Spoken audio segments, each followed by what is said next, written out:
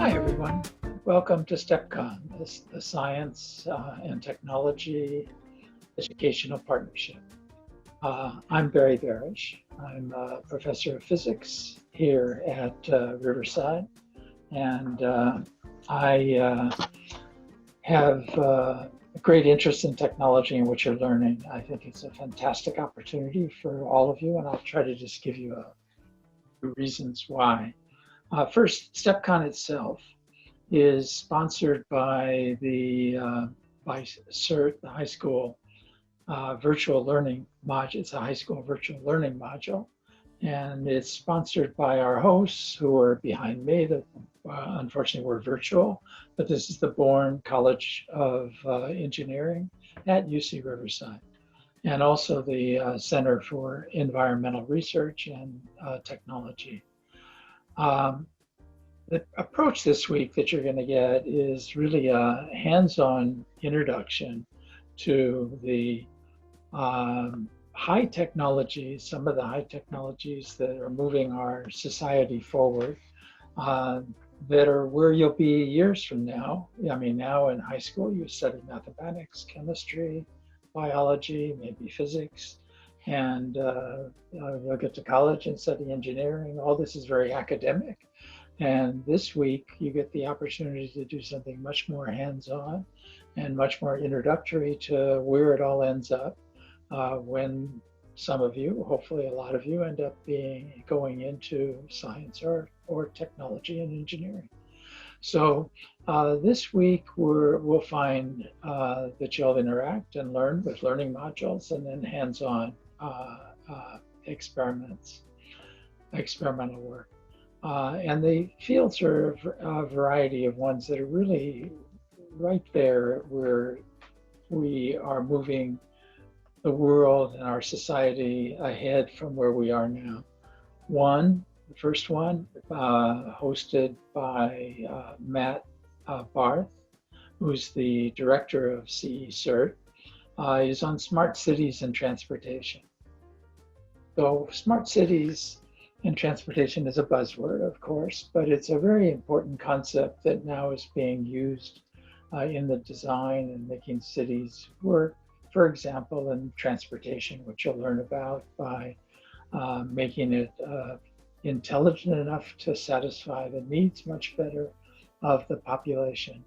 Interestingly, I personally have some experience with smart cities in Italy. I do a lot of my research in Italy, and there's two different places in Italy that are doing very advanced work in applying smart cities. One is a city called L'Aquila, which was near the laboratory I work in, which was destroyed by an earthquake about 7 or 8 years ago. And in rebuilding the city, they have a lot of attention to rebuilding it in a way that's a smart city, in terms of the transportation, the communication in the city, the interaction and design between the commercial part and the residential parts, and so forth and so on, the kinds of things that you'll learn. The second place in Italy, just happens, my experiences in Italy, is in Milan, where they had, some of you might have possibly been there, they had a World's Fair for about 10 years that ended in 2015. And now they're taking the land, a large piece of land in fairly central Milan, and redeveloping it into a residential, commercial, and research place with a research hospital, for example. And it's being done as a smart city with a lot of attention to the internal transportation modes, things you'll learn about this week, and so forth. So I think, learning about smart cities is one of the most forward-looking things you could do, and those of you taking that will learn about that this week. The second one, which also is an area that I have a touch with, is artificial intelligence and machine learning. That'll be hosted by Basak Guler. She's an assistant professor of electrical engineering and computing here at UC Riverside. And machine learning and artificial intelligence are an area that had great promise for years, a lot of hype about what it was going to be used for, but now we're there. So The tools that were needed to develop machine learning and artificial intelligence have really come into their own in the last decade or more. It's has many uses, everything from using them in old people's homes to transportation or, um, for example, autonomous vehicles, or even in sciences. I use artificial intelligence or machine learning to study what we call glitches, which is kind of what the device develops as background for doing the science we want in our gravitational wave detectors. So it's used from the most advanced science to kind of practical things for all of us. And you'll use Python, which is the tool that we all use to use machine learning on some nice examples. The third area I know a little less about is microgrids. And that's important and becoming more and more important because of the fact that locally, in any sort of local community, we're starting to use renewable energy much more than we did in the past. And renewable energy has this feature that it's intermittent. It gets a lot of it when the sun shines or the wind blows, and less at other times. And so you need some way to be able to handle the ups and downs. And a microgrid is a connection locally that uses these features to run everything locally, and then it has to connect to the bigger grid where when it has an excess, it puts power back into the big grid. And when there is less renewable power, it comes into the local grid. And so you'll learn and do projects simulating some microgrids, which is more and more going to be and is an important topic. Sudra Ula, who is an expert in this area, will guide this part of the project. Lastly, there's a clean air section. I think that's subscribed. It's got to do with using little devices and measuring air quality, something that we're all reminded of and have been in the last weeks with the forest fires in California, how important it is. And an expert in that area, and you'll again be hands-on, will be guiding that, and that's Nicole Cleary. So those are the areas. And all of you will have learning modules to learn about it, and you'll have projects that you work on. The projects will then be evaluated. The best ones will move forward to some final judging, and then on October 16th will be an award ceremony for the best work that we've done. That's all I have to say as an introduction. Take advantage of all this. It's a wonderful experience to have so young and give you some guidance, and absorb it, and most of all, have fun. Good luck. Bye-bye.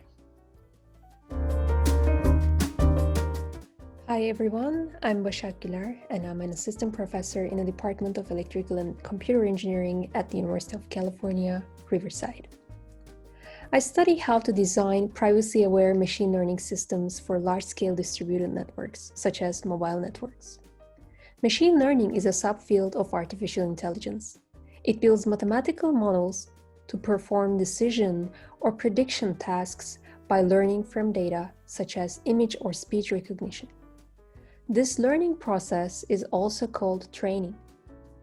These systems can improve themselves as more and more data becomes available for learning. As a result, today, large amounts of user data is collected to improve the performance of machine learning systems. I became interested in this problem after realizing how much privacy-sensitive information is collected and processed in our everyday life.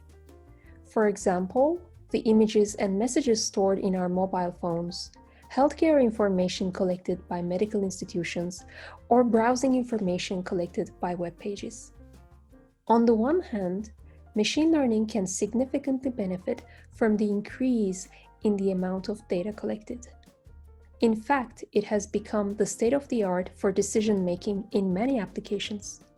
Some of these applications include self-driving cars, virtual assistants, social media recommendations, and malware detection. On the other hand, in many applications, the data contains sensitive information, such as genetic information, financial transactions, or geolocation information.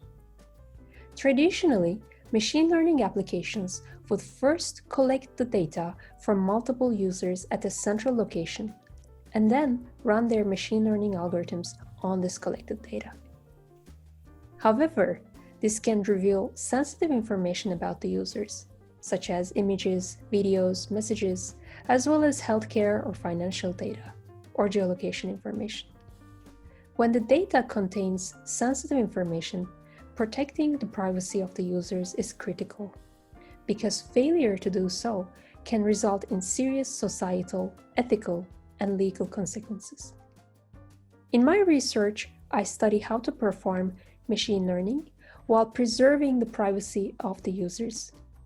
In other words, I study how to use data to improve the performance of machine learning without disclosing the contents of the data. This will allow service providers to improve the quality of user experience as the volume and diversity of the data will be increased greatly. And at the same time, users will have their sensitive information kept private.